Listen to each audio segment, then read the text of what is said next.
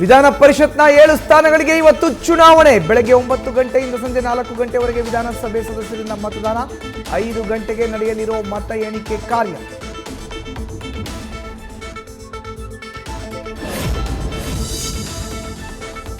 ಕಾಂಗ್ರೆಸ್ನ 4 ಅಭ್ಯರ್ಥಿಗಳ ಗೆಲುವು ನಿಶ್ಚಿತ. ಬಿಜೆಪಿಯ ಇಬ್ಬರಿಗೂ ವಿಜಯ ಮಾಲೆ ಫಿಕ್ಸ್. ಉಳಿದ 1 ಸ್ಥಾನಕ್ಕಾಗಿ ಕಾಂಗ್ರೆಸ್ ಎನ್ಡಿಎ ನಡುವೆ ತೀವ್ರ ಪೈಪೋಟಿ.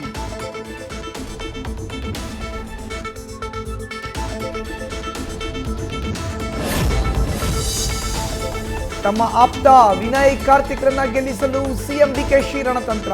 ಇತ್ತ ಎನ್ಡಿಎ ಅಭ್ಯರ್ಥಿ ಗೋವಿಂದರಾಜು ಪರ ದಳಪತಿಗಳಿಂದಲೂ ಮಾಸ್ಟರ್ ಪ್ಲಾನ್. ಅಡ್ಡ ಮತದಾನದ ಭೀತಿ ನಡುವೆಯೇ ನಡೆಯಲಿದೆ ಪರಿಷತ್ ಎಲೆಕ್ಷನ್.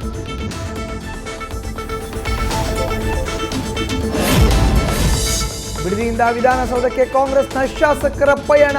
2 ದಿನಗಳ ಬಳಿಕ 5 ಬಸ್ಗಳಲ್ಲಿ ನೇರ ಮತದಾನಕ್ಕೆ ಬರ್ತಿರುವ ಶಾಸಕರು ನಿನ್ನೆ ಇಡೀ ದಿನ ಮತದಾನದ ಪ್ರಕ್ರಿಯೆಯ ಬಗ್ಗೆ ತರಬೇತಿ. ಜೆಡಿಎಸ್ ಶಾಸಕರಿಗೆ ಎಚ್.ಡಿ. ಕುಮಾರಸ್ವಾಮಿಯಿಂದಲೇ ಮಾಹಿತಿ. ಗೋವಿಂದರಾಜು ಗೆಲ್ಲಿಸಿಕೊಳ್ಳಲು ರಣತಂತ್ರ. ಕೆಲವೇ ಹೊತ್ತಲ್ಲಿ ರೆಸಾರ್ಟ್ನಿಂದ ಹೊರಡಲಿರೋ ಎಂಎಲ್ಎಗಳು.